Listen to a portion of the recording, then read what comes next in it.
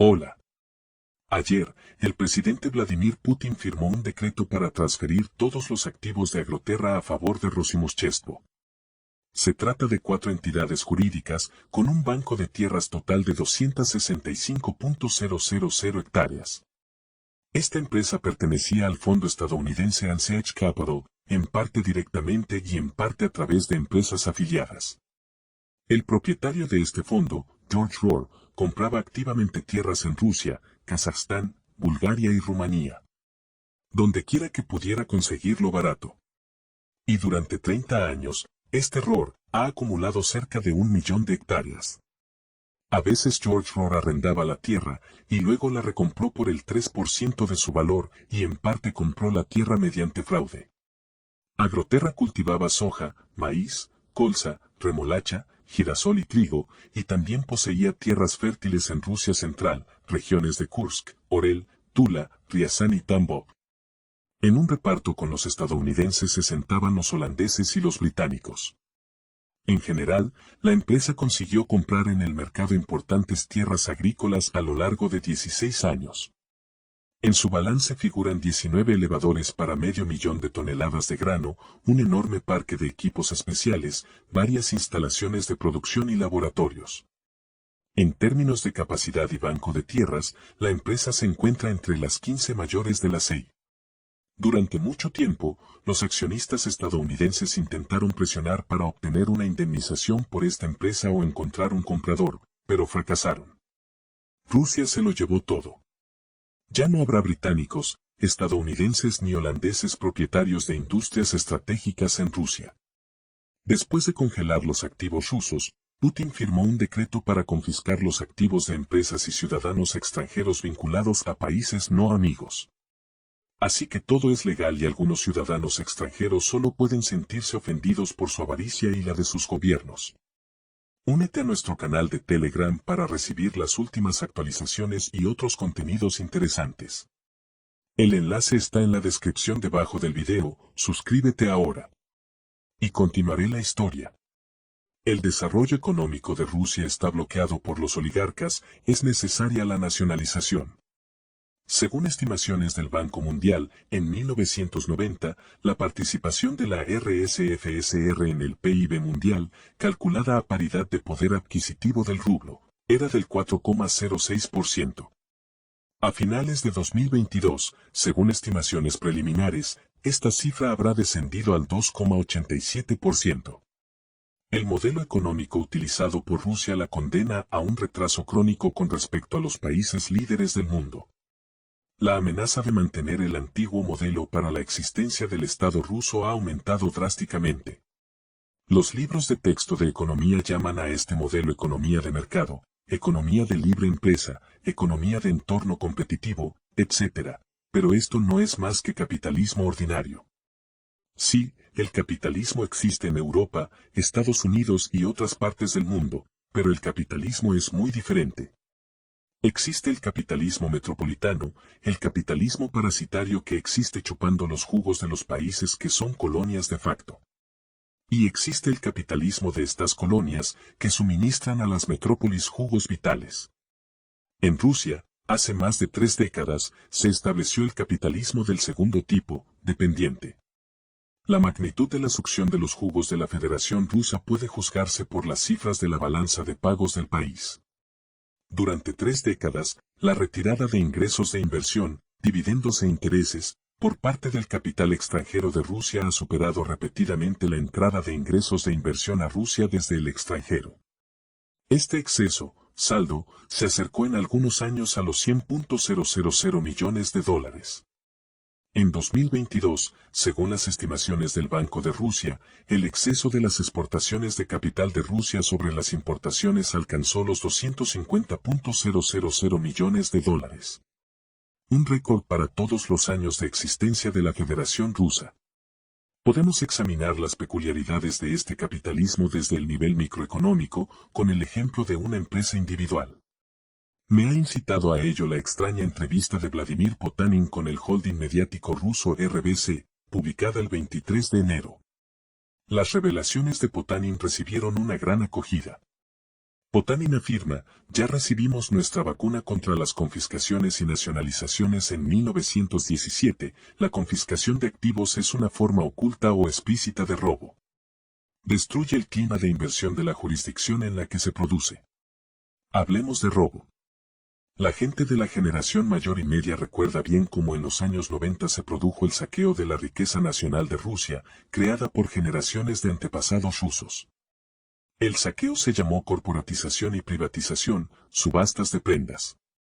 El saqueo lo llevaron a cabo asesores estadounidenses que habían venido a Moscú y sus ayudantes subalternos en la persona de Yegor Gaidar, Anatoly Chubais, Boris Fedorov y otros. Las cifras de los beneficiarios nominales de este gigantesco saqueo estaban determinadas de antemano. Los beneficiarios eran nominales, porque los beneficiarios de última instancia estaban en el extranjero. Potanin fue designado como uno de estos beneficiarios nominales, o de tránsito.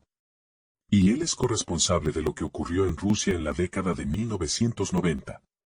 No fueron las privatizaciones, ni las subastas de fianzas, sino la confiscación de bienes sin paliativos que el señor Potanin condena ahora con tanto patetismo.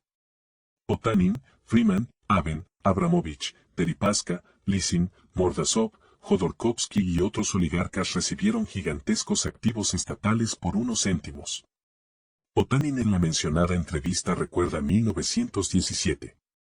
Sin embargo, está por ver cuándo fueron más extensas las confiscaciones en Rusia, entonces o en la década de 1990. Potanin nos da una razón extra para recordar cómo hizo la acumulación inicial de su capital. Puede hablar durante horas de lo que hizo en los años siguientes, pero no querría acordarse de mediados de los 90. Me vienen a la mente las palabras de John Rockefeller padre, puedo dar cuenta de cada millón que he ganado, excepto del primero. El principal activo de Potanin es Norilsk Nickel. Lo consiguió a mediados de los 90 como resultado de una operación de subasta de pignoración. En aquella época ya tenía el banco Onexim, que iba a recibir el Nornickel como supuesta garantía del préstamo del banco al gobierno. El equipo de Yeltsin valoró la combinación en $170 millones. El banco Onexim ofreció solo $100,000 más y ganó la subasta. Por alguna razón no hubo competidores. El Estado no devolvió el dinero y la participación mayoritaria en Nornickel pasó a manos de un propietario privado. Un pequeño detalle para describir el esquema, el banco prestó dinero al gobierno a costa del dinero que éste había depositado en la cuenta de la Onexim. Las autoridades no consignaron en absoluto fondos para la compra de las empresas en el presupuesto de 1996. El precio de la planta se subestimó en al menos un orden de magnitud. Solo en 1995, Norilsk Nickel obtuvo un beneficio neto de unos 730 millones, más de 4 veces superior al valor final de la participación de control en la combinación. Para ennoblecer ligeramente el trato, en 1997 el paquete estatal de acciones de Norilsk Nickel se jugó formalmente en un concurso de inversiones, y pasó a manos de la empresa controlada por la Onexim por otros $270 millones.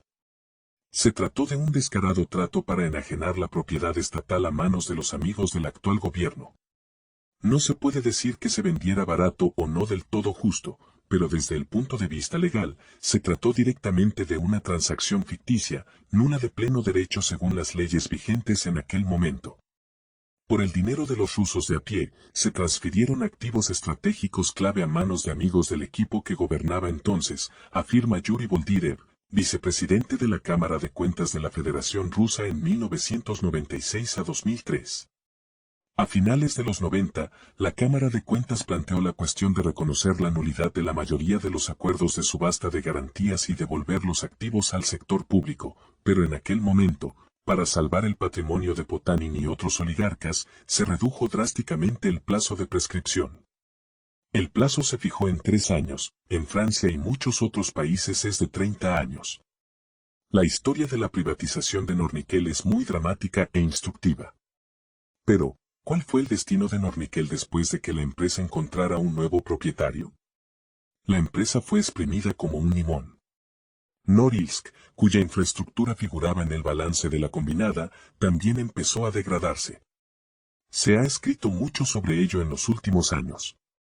Y una de las consecuencias de la degradación fue un desastre medioambiental a gran escala. Ocurrió el 29 de mayo de 2020, cuando un depósito de combustible diésel de la CHPP-3, cerca de Norilsk, se despresurizó. Se trata de una de las mayores fugas de productos petrolíferos en la zona ártica. El desastre medioambiental de Norilsk obligó a las autoridades de Moscú a ocuparse de la situación de la central. Hubo reuniones del gobierno y de ambas cámaras de la Duma estatal.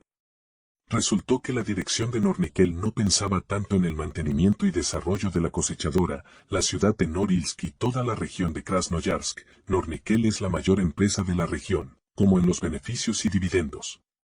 Esta cuestión se debatió en una reunión del Consejo de la Federación el 28 de octubre de 2020. Allí se presentaron materiales interesantes. El importe de los dividendos pagados a los accionistas de Nornickel supera significativamente el importe de las inversiones de capital en los activos fijos de la empresa. Durante el periodo de 5 años, el importe total de los dividendos pagados ascendió a 903.000 millones de rublos, mientras que las inversiones de capital ascendieron a 518.000 millones de rublos. El importe de los dividendos es comparable al presupuesto del territorio de Krasnoyarsk, que alberga a casi 3 millones de personas y tiene una superficie mayor que los territorios de muchos países europeos. El importe de los dividendos pagados a los accionistas de Nornickel en 2015, 2017 y 2018 superó incluso el importe del beneficio neto. ¿No fueron los gastos de depreciación incluidos en el coste de producción los que se utilizaron para pagar dividendos adicionales? Es decir, a costa de la degradación del inmovilizado.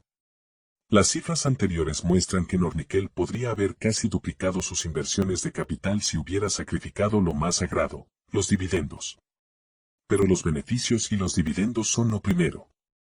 Por cierto, en aquella reunión del Consejo de la Federación, la presidenta Valentina Matvienko valoró la situación de Nornickel de forma bastante emotiva: privatizamos la empresa por un precio condicional. De acuerdo, era necesario poner en marcha una economía de mercado. Pero entonces realmente esperábamos que entraran inversores serios, gente seria, y que comenzara la modernización de la producción. Hemos visto cómo se asignan los fondos para la modernización. Todavía hay tiendas abandonadas en Nornickel. ¿Qué es esto? ¿Por qué se permite esto? Pensaban que vendría gente seria y eliminaría el enorme daño medioambiental que se había acumulado. No solo no lo han eliminado, sino que han agravado la situación. No hay que pensar que Nornickel es una excepción. Según datos de fuentes abiertas, las inversiones de capital de Novolipetsk Steel, beneficiario Vladimir Lisin, para 2017 a 2021 son de 318.800 millones de rublos. Y los pagos de dividendos para el mismo periodo, 662,2 mil millones de rublos, es decir, más del doble. Opilla Severstov, beneficiario Alexei Mordasov.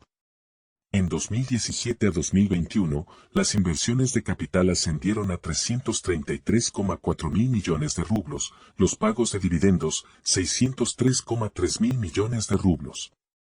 Esto es lo que yo llamo chupar los jugos de Rusia. Solo la nacionalización de las empresas robadas a Rusia en los años 90 con la ayuda de Estados Unidos y Occidente puede cambiar la situación.